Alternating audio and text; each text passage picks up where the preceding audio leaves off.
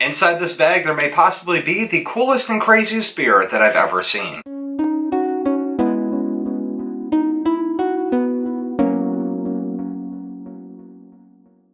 Happy Thursday, everyone, and welcome to Thungry Thirstday, Beer of the Week, and today I'm trying Elysian Dayglow IPA, but real quickly, guys, next week will be the Season 2 finale of Thungry Thirstday Beer of the Week. Anyways, as you guys know, Beer of the Week works this way. I tried 3 beers out of the 6-pack here. The first beer is my initial impressions of the drink. The second beer is a full-on chugger, and finally, I will finish it off with the third one, being the Reflections beer. This artwork right here, like I said in the intro, quite possibly could be the coolest, the craziest artwork that I've ever seen on a beer bottle before. This is holographic. It is just absolutely amazing. Let us pop the top on the very first one here and get started. Elysian Elijah, I don't know if I'm saying that correctly or not. Brewing company. Either way, never heard of them before, never seen them before. I saw this and I said, I absolutely have to pick this up. This amazing tiger shooting tri-colored laser beams out of its eyes is just awesome. This beer smells pretty awesome. Let's get started with the first sip here. It's got a very interesting taste to it, very hoppy taste to it. Can't quite put my finger on it. I'm going to read more on it in a second here. Let me get another sip in. So, Dayglow India Pale Ale. Dayglow crashes the party with the juicy beat of hops, dripping with tropical sunshine, mosaic, and sparkling with touches of Eldorado and Centennial. Centennial hops, I'm assuming, contains wheat, alcohol 7.4% by volume. This is 12 fluid ounces right here. It says that in Oklahoma, Connecticut, Hawaii, Iowa, Mass, Maine, New York, Oregon, Vermont, and Missouri, you are all available to get a refund. Also, Seattle, Washington, Fairfield, California. This is brewed and bottled by Elysian Brewing Company in Seattle, Washington, and also Fairfield, California. I've never heard of them before, like I said. Look at this box. This is absolutely crazy looking. Look at that tiger right there. Looks like a fun, party-loving tiger. Now, I can't say if I have ever had mosaic or Eldorado hops before, but I do believe I've had the Centennial hops before. That's why when I was reading the side here and I saw that it contained Centennial, I knew that they were talking about hops. But anyways, other initial impressions of the beer, it looks like there is some settlement on the bottom. Other than that, it does have a pretty clear clarity to it. Other things that I'd like to comment on my initial impressions. I love the purple, green, yellow, white, orange combination of colors right there. Very, very cool looking. Other things on the box, anything else to point out? Malts, it says pale, C15, and wheat. I don't know what C15 is. Let's see if there's anything on the bottom of the box. Yes, there is. We got some more reading ahead of us, folks. I'll just take these other 3 out right here. Show you the box one more time. Bottom of the box, this is what I'm going to be reading. Stop by one of our Seattle locations in Capitol Hill, Green Lake, Soto, or downtown. Elysian Brewing Company, 3-time large brew pub of the year at the Great American Beer Festival. Elysian Brewing Company operates 4 neighborhood restaurants and a production brewery in Seattle, Washington, known for both classic styles and flexibility and innovation. Elysian has brewed over 350 different recipes since opening in 1996. While Elysian's brewers use a variety of unusual ingredients, they are seasonally notorious for their pumpkin beers. Each year, Elysian hosts the Great Pumpkin Beer Festival, where dozens of different pumpkin beers are poured, some of them from giant pumpkins.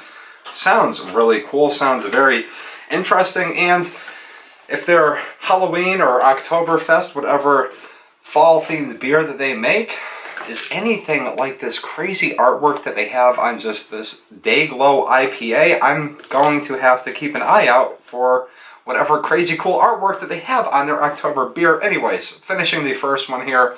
Other impressions, I do like the smell of it. It's not like an over sweet smell. It's not like a cidery smell, or a smell of a beer that has a lot of citruses infused into it, but it does smell sweet. It does taste good. It is a little bit on the foamy, hoppy, bubbly side right there. Other things to point out, there's this little S in the bottle. I don't know how well you guys are going to be able to see it. There's a letter S right there. I'm not sure what that stands for. Maybe S was Seattle. This was brewed in Seattle, and the ones that were brewed in California have C on them. I don't know. That's just my educated guess there. First one is finished off a little bit of foam at the bottom there, and also whatever was gathered up on the bottom. So we're just going to leave that be where it is. Opening up the second one here. This is the full-on chugger. I will let you guys know how fast this stuff goes down. On a scale of 1 to 5 for chuggability, 1 is non-chuggable, 5 is extremely chuggable. Let me get a breath of fresh air before I try to take down the tiger. Or would that be could this be a liger, or is that just a straight up tiger? I don't know. Laser shooting tiger, whatever you want to call it. Chugger going down the hatch. 3, 2, 1. It wasn't too bubbly at first, but after the first sip there, the bubbles start coming up. About halfway or so done with the bottle here. About a third, say a good third left. I don't know if you guys can pick up that noise. There's a noise going around outside, and it sounds like somebody is trying to plow snow, but we haven't gotten snow in about a week or so. Very strange. Final sip. So, on a scale of chuggability for 1 to 5, that is going to get a 2.5, closer to 2 than it would be to 3.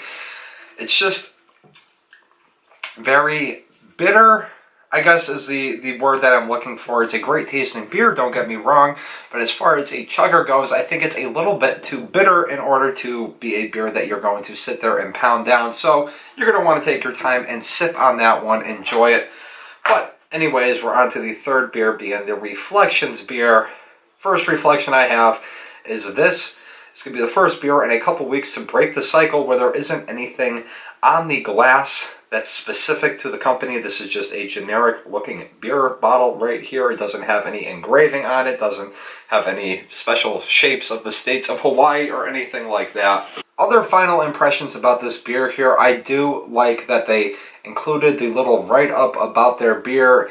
And like I said before, there are some other beers that used to put the write-ups on the top. I think just squeezing it in here on the back. See, they don't even have to have a full wrap-around logo to fit in, to incorporate every single thing in here.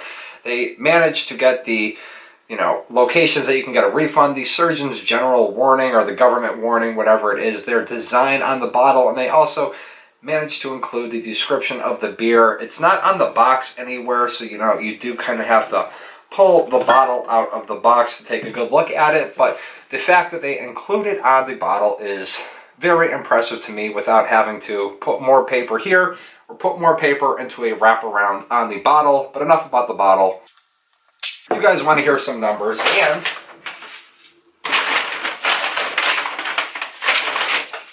this 6-pack right here was $11.99 plus a bottle deposit of 30 cents. And it is all the way from out in Washington or California, so that doesn't really make it local here to Massachusetts. Nonetheless, though, I am very happy to have tried it. So, on a scale of 1 to 10, how likely am I to pick this beer up again? 1 is I wish I had never seen this on the shelves, and I wish that this beer never existed. And 10 is every time I want to get a beer, I'm going to get this beer. I think for the sole taste of this beer, the sole taste of this beer is going to get a 6, and when you add in this amazing, absolutely stunning artwork that they did, this beer will get a 7. They get a full point just for the artwork, and they get 6 points just for being pretty darn tasty, so a full-on 7. And when it comes to recommending this beer to you, my viewer, to you, my friend, on a scale of 1 to 5 for recommendability, 5 is extremely recommendable, 1 is not recommendable at all. I'm gonna say, if you guys like hops that are traditionally not in beers, this right here with the artwork is a full-on 5. You're definitely going to want to check this out and probably save that really cool artwork for later. But if you're not one to try new hops, try new beers, try different things, I'm going to give this one here a 4, just for the sole purpose of I do think it is very tasty. I think this artwork is rather distracting. I just think they went above and beyond actually using holographic paper to make the logo here, kind of like the super rare ultimate Charizard card of the Pokemon trading card game. But, so I take my final couple of sips here. That is going to do it for this week's episode. I will see everybody tomorrow for Free For All Friday, and next Thursday will be the Season 2 finale of Thungry Thirstday Beer of the Week. Peace.